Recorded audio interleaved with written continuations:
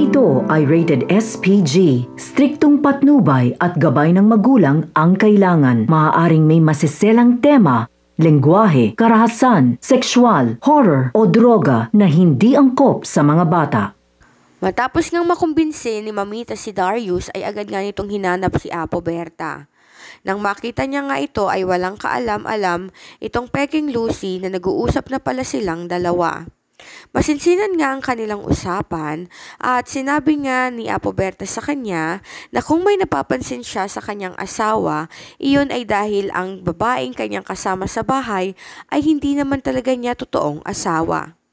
Ipinagtaka nga ni Darius at litong-lito na rin talaga siya sa mga sinabi ni Apo Berta. Parang imposibleng paniwalaan ang mga sinabi nito na ang babaeng kanyang kasama ay hindi niya asawa.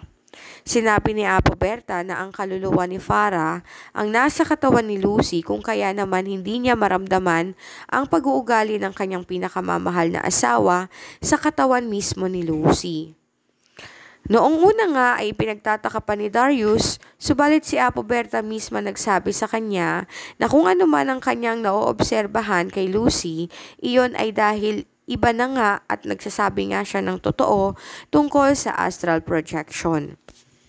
Samantala, dahil sa pagiging desperada ay kausap naman nitong si Lucy ang nanay ni Farah at kinumbinsi nga ito na ibalik sa kanya ang itim na libro. Wala naman siyang napala kahit pa nga ikwinento niya dito na mananatili na si Farah sa katawan ni Lucy kung sakaling lumagpas ang solar eclipse nang hindi pa rin sila nagpapalit. Subalit ang hindi alam ni Lucy ay ito naman talaga ang gusto ng mag-ina. Ang maangkin ang buhay na meron siya ng panghabang buhay. Agad ngang inirecord nitong si Lucy ang lahat ng maaari nilang pag-usapan ng nanay ni Farah at hindi lang iyon ay niready niya na rin ang kanyang cellphone kung sakaling mag-uusap nga sila ng Peking Lucy.